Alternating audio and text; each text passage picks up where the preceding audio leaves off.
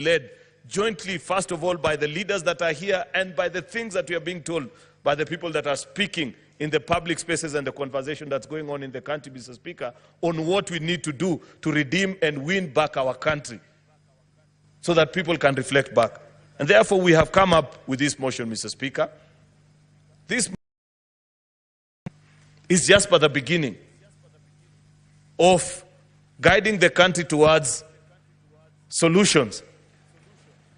And we'd wish to make a certain number of requests to you as our leader, Mr. Speaker, together with the office of the clerk that is here, that as members will be speaking, let it be known that many of them will take time to paint the state of the nation. That's why we have titled this motion, The State of the Nation, as it is, with no filters, with no embarrassments, Mr. Speaker, pointing and saying things as they are, that this is what is wrong, this is what we hear, and spend the remainder or the latter part of their conversation, Mr. Speaker, in proposing solutions. There are those that we can do within us as the Senate. There are those that we can do as a legislature, which is us and the National Assembly.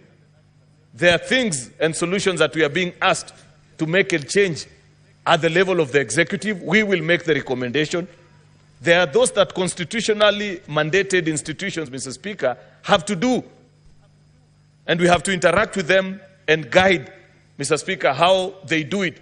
Because like I have already pointed out, Mr. Speaker, these are not normal times. And normal solutions will not get us out of this problem at this particular time, Mr. Speaker.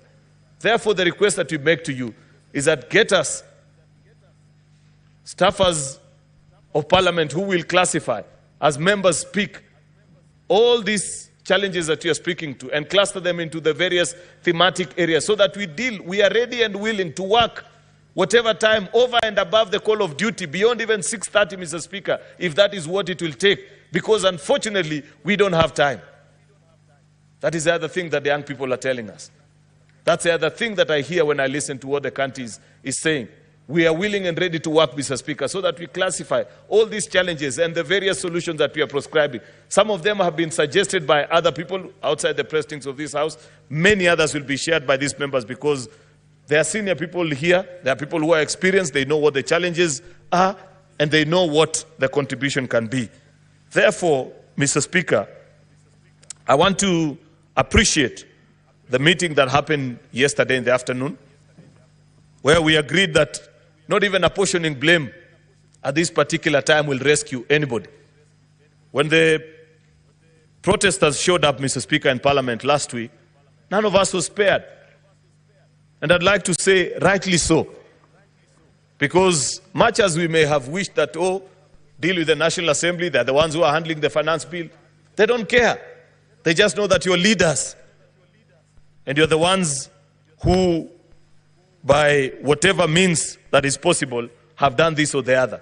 And therefore we say that as a Senate, as we begin our reflection in the next few days, as we propose solutions, far-reaching implications, answers to questions that we are being asked as a people, in both our private and public spaces, Mr. Speaker. Because this conversation has not spared anybody. And it hasn't taken the traditional definitions or characterizations that we know about issues in this country. Nothing to do with religion, nothing to do with the tribe, nothing to do with class, Mr. Speaker. These are unique challenges that have caught over all of us. Mr. Speaker, therefore, we request that when we get our staffers to classify the challenges as they will be enlisted by the various members, say, for example, on the issue of corruption, and this is the proposals that are being made, if our staffers can serve as the rapporteurs, Mr. Speaker, so that later on when we sit to reflect and make our decisions, once we've classified all the issues into the various thematic areas, Mr. Speaker, we will retreat and reconvene as a House, Mr. Speaker, to make the various far-reaching recommendations. Whatever it is that as Parliament we need to do, if it is a change of law, we are willing to do it in record time, Mr. Speaker, and I know we have your cooperation, Mr. Speaker, and you will help us make that. If it is a resolution of the House specific to the various constitutional commissions and independent office holders, Mr. Speaker, we will make a resolution. Because there are two ways in which Parliament makes decisions, Mr. Speaker. We either vote on a bill or we resolve on a matter and give it as a resolution of the House. We intend to pursue whatever means it will take, Mr. Speaker, to heal the country and make us better as we are being challenged in the last few days, Mr. Speaker. The country is complaining of a broken system, Mr. Speaker, that nothing works. Absolutely nothing. That this is a rigged economy where only those with proximity to power and the advantage unduly given to them by the spaces they occupy, either in public or private institutions, Mr. Speaker, are able to enjoy living in the country. And we are being asked to repair and fix it. Where this thing has reached, Mr. Speaker, it needs an overhaul. I am afraid that not the usual glue and gum that we put into areas that are leaking will solve this time. It's completely broken. If it's a pipeline, Mr. Speaker, it is time to decommission and set up a new pipeline. That's what I hear as being challenged. We are being told that everybody wants a fair shot at life and not our children to get better chances at education. Better chances, Mr. Speaker. I grew through our public education systems, from primary to secondary to university, Mr. Speaker. And it was the best at that particular time. People are complaining, Mr. Speaker, that unfortunately, as it is today, nobody with a pen in this country take their children either to public, primary, secondary, or even university, because it's completely finished, Mr. Speaker. The picture of the primary schools that we all went to, Mr. Speaker, while it served and it worked at that particular time, public education is broken at this time. And we must make radical decision because, Mr. Speaker, that's what they are speaking to. And they are saying, while you guys are okay, what about the kid of the ordinary person? You know, Mr. Speaker, when every time I lost sleep, as I thought through about the issues that we've been through as a country, Mr. Speaker, I asked myself, where is it that we as leaders have lost touch with reality? I didn't grow up as a child of privilege, Mr. Speaker, for your information. I am 38 years old. I came to this parliament at the age of 29. The first 29 years of my life, I spent them in Eastlands, deep in the slums. I have sold sim-sim, like these kids you see on our streets in Ngong Road as you drive, Mr. Speaker. And many times when I see them, I reflect back and I roll down my windows and I share with them because I know that they are complementing what their parents are doing. That's what sends these kids out to the streets. I know what it feels, Mr. Speaker. But why is it that when granted such an opportunity, we are not able to make it better? I believe that an opportunity to serve, Mr. Speaker, and this is what I hear us being told as the leaders, an opportunity to serve is to be reminded that we have issues, but we have looked at you and we think you have the wisdom and the ability to make it work for all of us. Can you go and serve? Go and make it possible for the rest of us to enjoy. But unfortunately, either by design or because that is what the country is accustomed to, Mr. Speaker, when you get the first line at the queue, we don't think about the second and the third onwards, Mr. Speaker. We are satisfied that so long as I've had my serving at the table, that will be enough. That's what people are complaining about, Mr. Speaker. And we are here to plead this morning that grant us the opportunity to lead the country as the Senate of Kenya in making the right and the correct decision so that we don't lose our country. I say this at this particular time, Mr. Speaker, so that people may know that in whatever we say, in whatever we do, anarchy is not an option.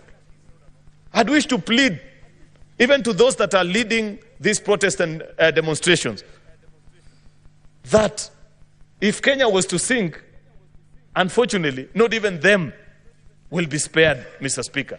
And I like the fact that many of the people have begun speaking out and saying that there are certain conditions that you must meet even as a person in some of the solutions that you are prescribing. Because you listen to what is being said in the online spaces, Mr. Speaker, some of the solutions that you can clearly see this will get us into more problems than already we are being unfortunately prescribed on us by people who are not within the borders of Kenya.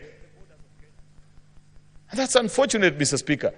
But like I have said, it's not time to apportion blame and point fingers. It is time to lead the country and point them to the right direction. Because what our young people have done is that they have spectacularly, perhaps painted better than Galileo, could ever paint, Mr. Speaker, a picture perfect of the reality of what it means to live in the Republic of Kenya today. Nobody could have done it any better, Mr. Speaker. And therefore, it's our duty. We are duty-bound as an institution to lead. Mr. Speaker, corruption has featured prominently in this conversation. In fact, at the heart of it, perhaps finance bill was just but a trigger. But the bigger conversation that the country is having is on the issue of corruption. And what is it that we need to do? We passed a new constitution in 2010, Mr. Speaker, and we thought at that particular time that we had finally succeeded to slay the dragon of corruption, because this is a challenge that as a country we've dealt with the last 60 years or 50, Mr. Speaker. But the question that people are saying is that instead of actually getting better, despite the fact that we have created independent offices, Mr. Speaker, it has become worse. EACC has crafted, and that's a conversation that we will need to have as a House. And eventually, Mr. Speaker, something that we haven't resolved at this point is when we have the thematic areas, shall we resolve them as a committee of the whole? There's a big thinking that says, given the national importance of this conversation, we cannot even relegate it to the committees. There are those that hold a slightly different view, and we will take time to reflect, and I am willing to be persuaded as I listen to my colleagues when they'll be speaking on this issue, Mr. Speaker, whether we deal with it as a committee of the whole. Because we must invite EACC here, Mr. Speaker. And they must tell us, Mr. Speaker, why is it that we are not succeeding? Is it the law? What is it, Mr. Speaker? What do we need to do as a country? Because what we know for sure is that the system has set up, even this design in our counties, Mr. Speaker, of saying you have an ethics and anti-corruption officer at every county, Mr. Speaker. Basically, what it takes is that they are quickly captured, Mr. Speaker, and they become appendages of the corrupt system in our various counties, Mr. Speaker. The same can be said nationally. And this issue, Mr. Speaker, if we are to be honest, and I wish that the country also indulges us, is that corruption is not only a problem of leaders. It's a national problem. It's a values problem that we have as a people. We cannot just speak, Mr. Speaker, about what leaders are doing without taking time to consider and say, how do we demonetize our politics, Mr. Speaker? How do we make politics less influenced and infiltrated by the power of money, Mr. Speaker? Because unless and until a country has that conversation, Mr. Speaker, I am afraid we are not likely to win this conversation. And part of the proposal that must come out of here, Mr. Speaker, is the process of removing money out of our politics, Mr. Speaker. That has destroyed the fabric of our society. And I like the fact that listening to the President the other day, he said, and this is something that, a conversation that many of us have had many times, that even this issue of Harambee, the way it's being done, Mr. Speaker, this presentation of resources, Mr. Speaker, that perhaps it's time to ban it from us as public officials, so that when I go before people, I tell them about policies that I have made to make their life better, not the 2 million shillings that I'm carrying in my car to give them to build a classroom for them, Mr. Speaker. That's a challenge that we must be willing to accept. Because, Mr. Speaker, until, and I must repeat, until we demonetize our politics, Mr. Speaker, and the space of influence, it will continue to be a gold rush and the desire, Mr. Speaker, on every member. You know, people don't know that the cycle of and the life of a politician in this country, it involves running Monday to Thursday, collecting as much as you can, only to go and spend it on Friday to Sunday. And in fact, most of that money, Mr. Speaker, it doesn't even get to the houses of these members. People don't know. If a member makes perhaps $1 million within a week, they'll be very lucky if 100,000 makes it to do anything in their house. 900 of that money goes back to the constituency. Therefore, we must remove that demand. And this desire to see members of parliament and politicians and people who are in public offices, Mr. Speaker, as if they are tools for pushing resources and money. Until we do that, but that's just the effects. What we need to address here today is a structural fight, and those that are in the justice and, Mr. Speaker, law and order society. that they must come here and we must reveal to each other and tell each other, why is it difficult? EACC must appear before us, Mr. Speaker, and they must tell us this is what we need to do, so that we know, Mr. Speaker, why is it we are now in the third cycle of county governments, Mr. Speaker. Everybody knows why people can almost kill each other to be county governors, Mr. Speaker. But we don't have a solid case, not one,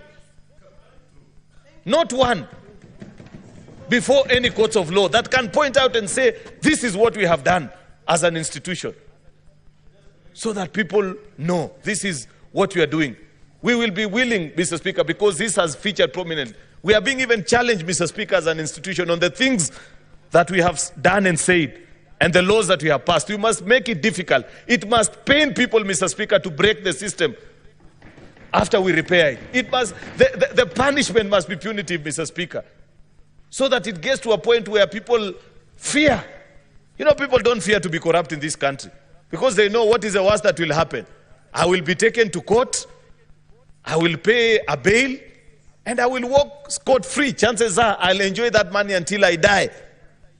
EACC must come to us, Mr. Speaker, and tell us even this new jurisprudence that they are trying to establish, where somebody steals $1 billion, then says, I am willing to part with 300 million, and we remove the case. Unless we didn't read properly. But good leaders have said, this is not the time to apportion blame. If there are things that they want us to change, is it their budget? Is it the law as we defined it, Mr. Speaker? Let us listen with an open mind and say, tell us what it is that will respond to this particular issue. Mr. Speaker, the judiciary also has been very silent while all this has been going. In fact, the only thing I've seen the Chief Justice speak about was on the issue of abductions, and I think later on, when her chambers were raided, she issued a statement or something to that effect. But listening into what we are being told and the conversation going around, part of the broken system is our judicial system, Mr. Speaker. People know, Mr. Speaker, that even if you're taken to court, you can find your way around it, Mr. Speaker, that you can buy justice. A country that sells its justice, Mr. Speaker, is not a country. If I know that all it takes for me to get away with murder, Mr. Speaker, is sufficient resources in my bank account, then that is not a country.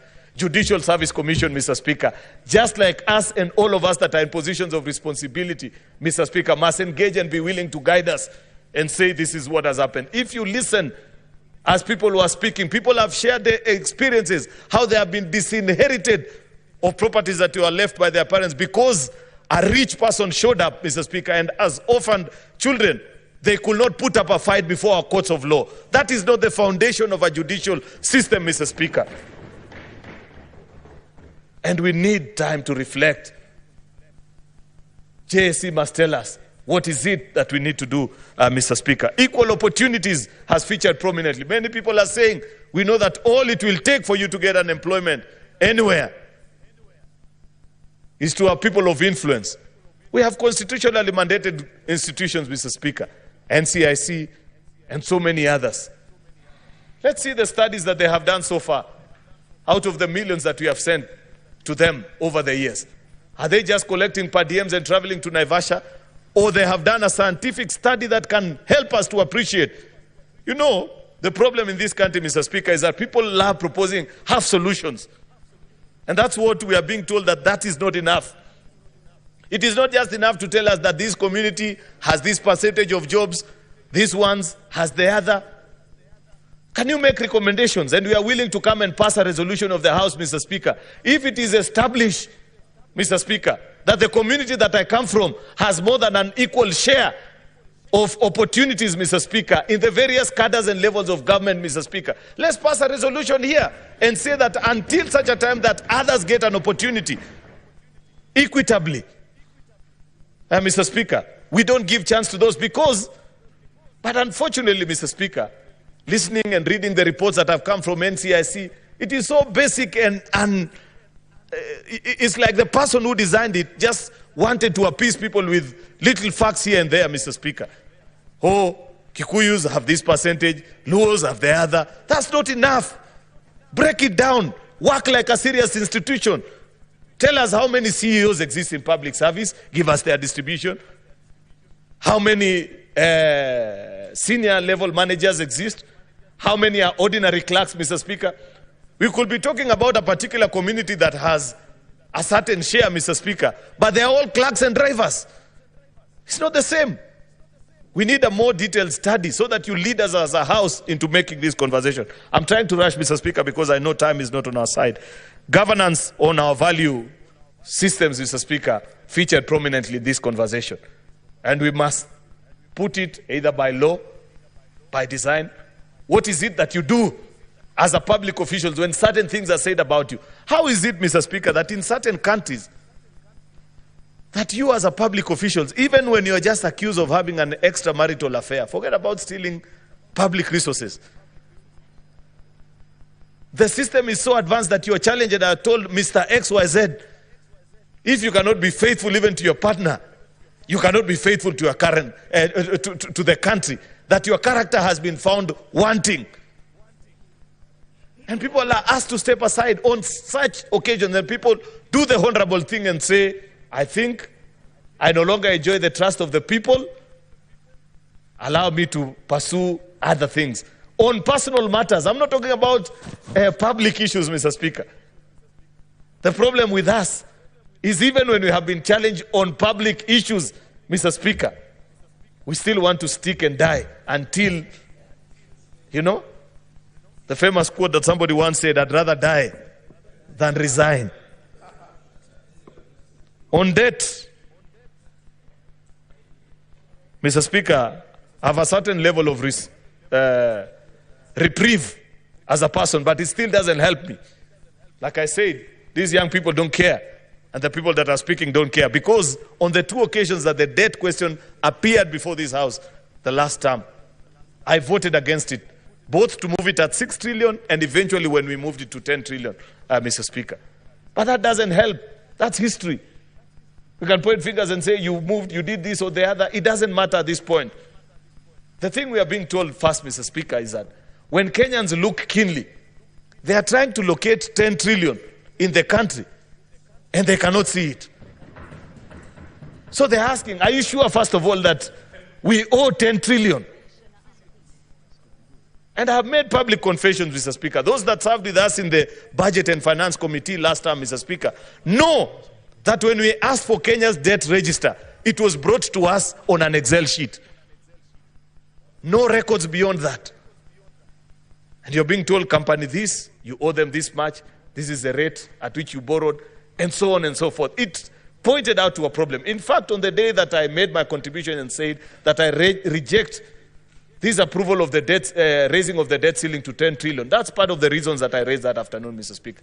And I said, until Parliament has a counter copy of what the Treasury is borrowing, Mr. Speaker, and we rearrange that whole space of our debt, Mr. Speaker, we are not yet out of the woods. Therefore, I don't want to spend a lot of time on the issue of debt, Mr. Speaker, but we are being told that a public audit of our debt situation, Mr. Speaker, is mandatory at this particular point.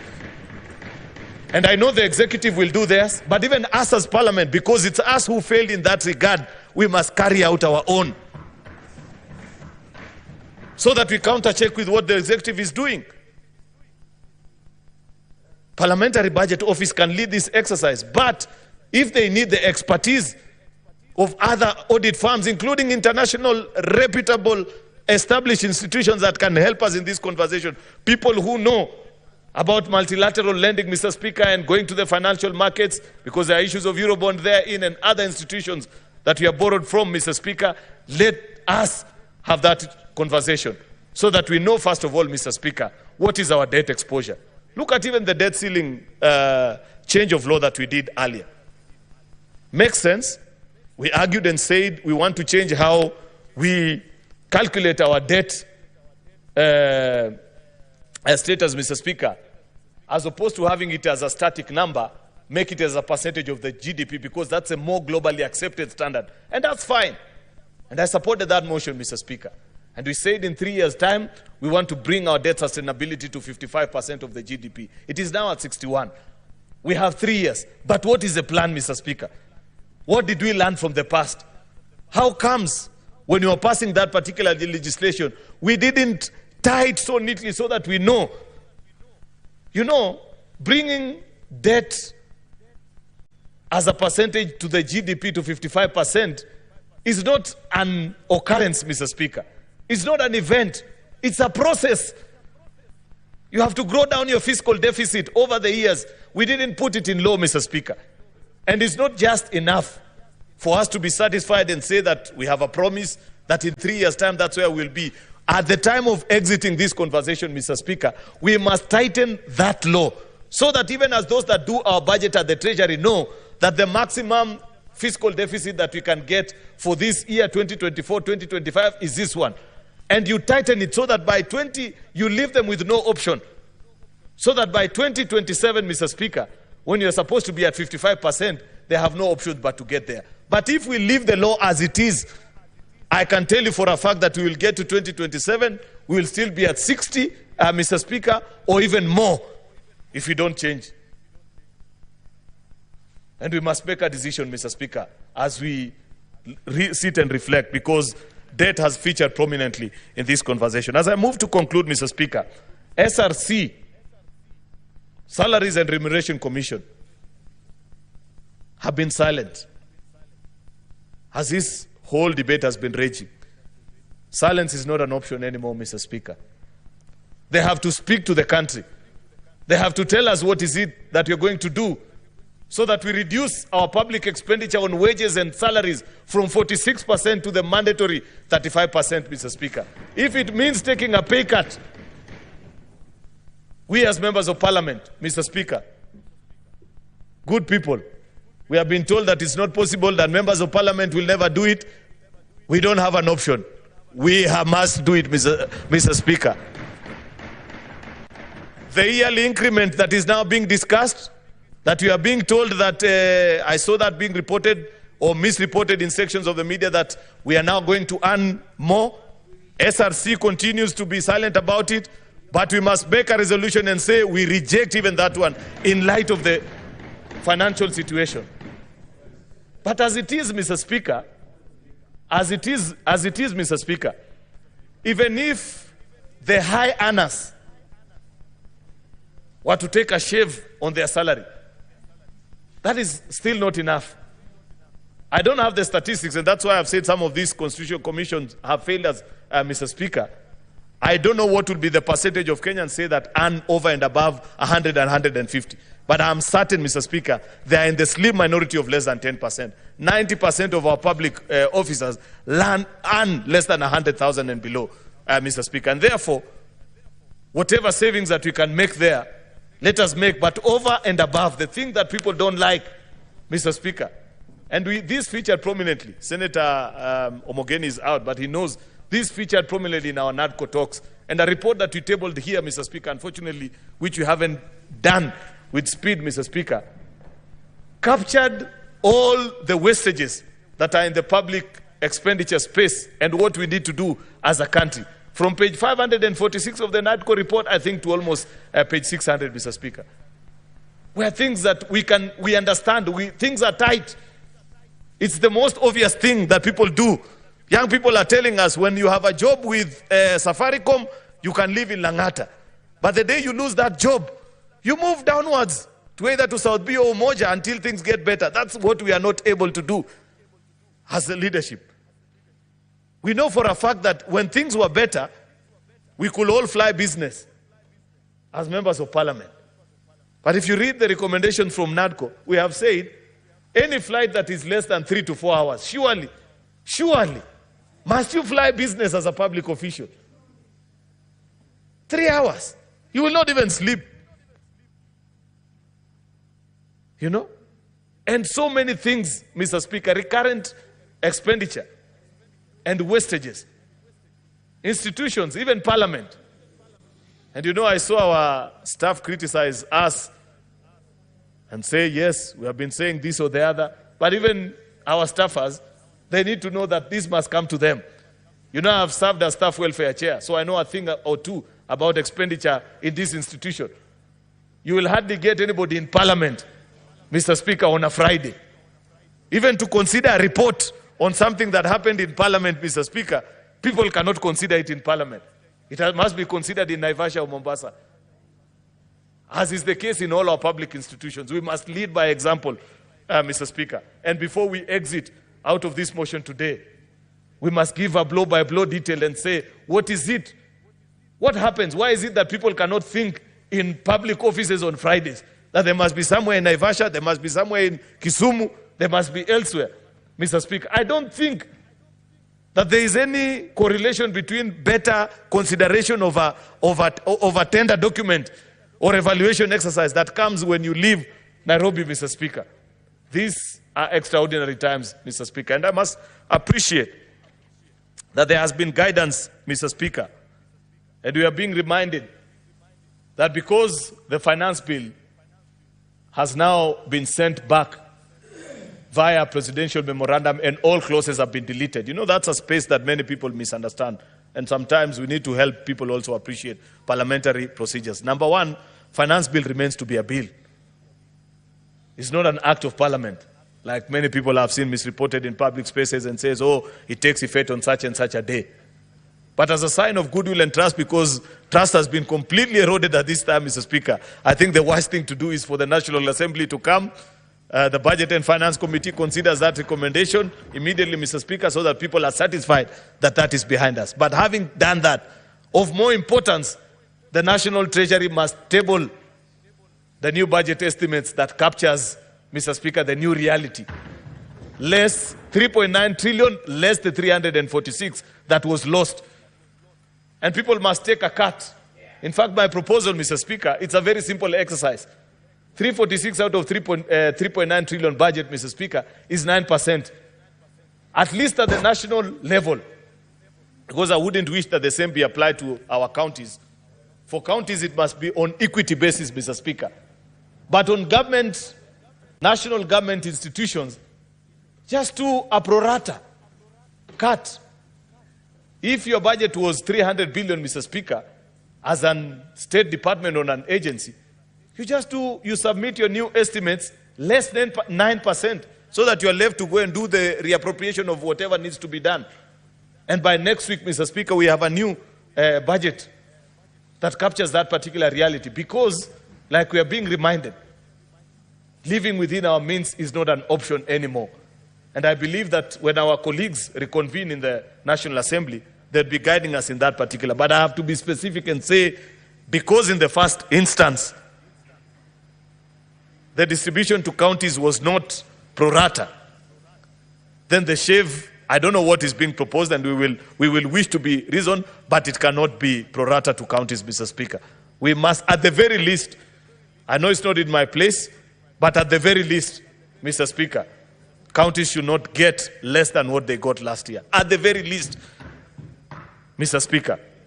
I know it's difficult, but somehow, someway, we must protect. Though, members, I don't know if you follow this conversation, even in our own county level, people have become more critical in budget-making process. And they are beginning to ask our county governors, can you lay out your budget in public? So that we see also, where is your confidential vote, like there was. You know, there are many budget lines that people don't follow. But now people are becoming more alive to reality of the budget-making process in our counties. And we'll speak later. I'm sure when colleagues speak, they will get time. I cannot say everything.